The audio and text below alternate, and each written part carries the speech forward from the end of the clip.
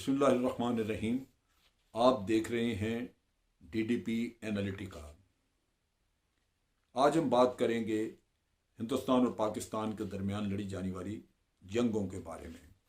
आप सोचते होंगे कि ये कौन सा मौका है कि हम जंगों की बात करें, वो भी पुरानी तारीख़ी जंगें।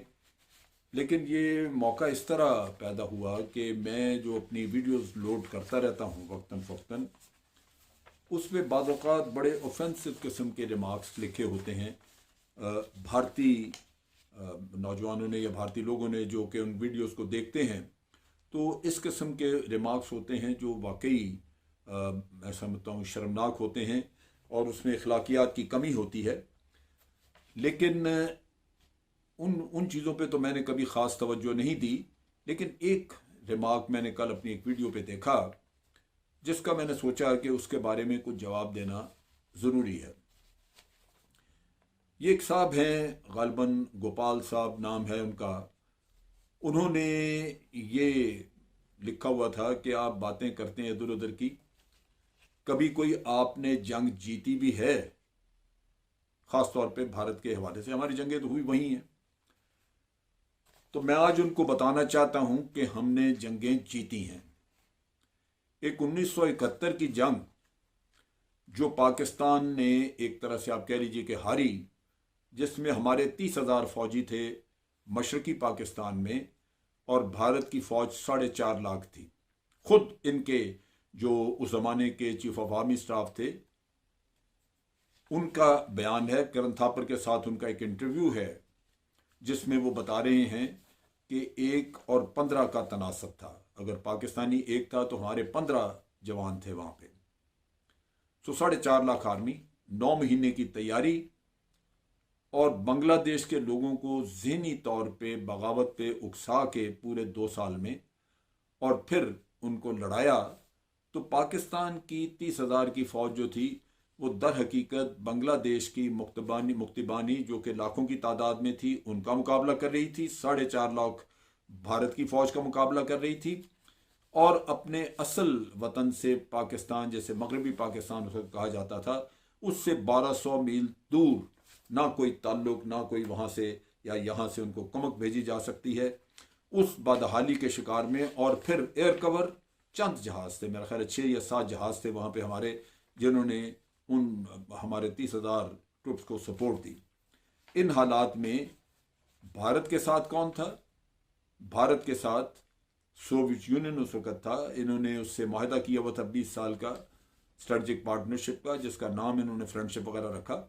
और उसकी वजह से भारत को हथियार और इंटेलिजेंस इंफॉर्मेशन, सैटेलाइट इंफॉर्मेशन जो उस वक़्त ज़माने में और लोगों के पास नहीं थी, वो उसको मैसर थी। इसके अलावा जितनी भी जंगें हुई हैं उसमें पाकिस्तान का या तो पलड़ा भारी रहा है या पाकिस्तान ने जीती हैं। आप 1948 की जंग देख लें, हमारे पास आज़ाद कश्मीर का इलाका है, गिलगित बल्तिस्तान है। ये जो कश्मीर का इलाका है आज़ाद कश्मीर, ये हमने लड़के लिया था, हमारे अपने लोगों ने लड़के लिया, हमारे कश्मीरी भाइयों ने जंग जीती, जंग लड़ी। और अफवाज पाकिस्तान जो कि तादाद में बड़ी थोड़ी थी, उसी वक्त बंटवारा हुआ था हिंदुस्तान और पाकिस्तान के दरमियान अफवाज का। तो हम अभी रीऑर्गेनाइजेशन की स्टेज पे थे कि ये जंग आ गई। और फिर आपने देखा कि आज जो आपको आज़ाद टुकड़ा मिलता है, आज़ाद कश्मीर का हिस्सा, वो उसी जंग का जीता हुआ इलाका है। और फिर इसके दिफा में आज दिन तक हम कामयाब रहे। भारत की बेपनाह बड़ी अफवाज और एयरफोर्स के बावजूद भारत पाकिस्तान से ये इलाका नहीं ले सका। फिर आ जाती है 1965 की जंग। 1965 की जंग जो थी उसका अहवाल ये है कि पहले अखनूर साइड पे हुई। हमारे ट्रुप्स जैसे ही हमने हमला किया अखनूर पे, क्योंकि भारत की तरफ से हमला हो चुका हुआ था और उधर ये हमने इनको एक तरह से इनका जो हमला था उसको काउंटर करने के लिए एक मैनूवर की, और हम अखनूर पुल की तरफ, तवी दरिया तवी पे जो पुल था उसकी तरफ जा रहे थे। इनके लोग भागे हैं, एक आर्टिलरी रेजिमेंट जो अपना कंप्लीट मुकम्मल असला छोड़ के भागी, जिसमें कि उनकी तोपें 18 और तमाम गोला बारूद हर चीज़। मैं खुशकिस्मत था कि मुझे उसी यूनिट में भेजा गया कि जाके ये यूनिट तैयार करें और फिर जाके इसी इन्हीं गन्स के ज़रिए भारत के ऊपर जाके गोलाबारी करें। और हमने फिर कसूर सेक्टर में उन गन्स को ला के तो भारत के ऊपर फायरिंग की। ये वहाँ पे हमें कसूर सेक्टर में 350 कैदी, एक पूरी बटालियन, सिख बटालियन हथियार फेंक गई। फिर आप देखिए कि रन ऑफ कच्छ में झगड़ा था, भारत का हमला था, वो हमने नाकाम बनाया और बल्कि कुछ इलाका भारत का हमारे पास आ गया जो बाद में वापस किया गया। इसी तरह आप अगर राजस्थान के डेजर्ट में चले जाएं तो वहाँ 1600 मुरब्बा मील का इलाका भारत का हमारे पास था। यहाँ पे लाहौर सेक्टर में शुरू में जब एकदम इनका हमला आया तो शुरू में कुछ इलाका था जो कि BRB के करीब तक ये पहुँचे, लेकिन वो साइज़ के लिहाज से बहुत छोटा था उन इलाकों के जो हमने कैप्चर किए हुए थे। कसूर साइड पे खेमकरन का इलाका हमारे पास था और खेमकरन के इलाके में हमारे जवान थे। हमने तो वहाँ फंक्शन भी अटेंड किए। लाहौर से आर्टिस्ट आया करते थे फौजी भाइयों के दिल बहलावे के लिए और बड़ा नगमे, मिली नगमे गाए जाते थे। ये इस खेमकरन में जाके हमने किया। वो इलाका भी बाद में वापस हुआ। अब जब कैदियों का तबादला हुआ तो पाकिस्तान ने 1200 से ज़्यादा कैदी भारत के वापस किए, जबकि हमारे 275 या 260 के करीब कैदी थे जो वापस आए। सियालकोट सेक्टर पे भारत ने हमला किया सिर्फ इस वजह से कि अखनूर का पुल इनके हाथ से जा रहा था और कश्मीर इनसे कट रहा था, तो सियालकोट साइड पे हमला किया। वो जंग अजीम, दूसरी जंग अजीम के बाद टैंकों की सबसे बड़ी जंग कहलाई और उसको भारतीय टैंकों का कब्रिस्तान कहा जाता था, ग्रेवयार्ड ऑफ इंडियन टैंक्स। इतना टैंक वहां तबाह किया गया कि आप सोच नहीं सकते। खत्म हो गए भारत की वहां पे मूवमेंट। आसमानों में हमारे शाहीन एयरफोर्स, पाकिस्तान एयरफोर्स ने 5 दिन के अंदर अंदर भारतीय एयरफोर्स का सत्यानाश करके रख दिया था। अब ये चीज़ें मैं नहीं बता रहा, मैं बहुत तफसीलात में नहीं जाना चाहता, वीडियो लंबी हो जाती है, लेकिन मैं ये ज़रूर आपको दिखाना चाहता हूँ। 2 तराशे मेरे पास अखबारों के उस वक्त के हाथ में हैं। ये पहला तराशा है, गालिबन ये 11 सितंबर का है, दी ऑस्ट्रेलियन। ये पाकिस्तानी अखबार नहीं है, मैं तराशा दिखा रहा हूँ, दी ऑस्ट्रेलियन।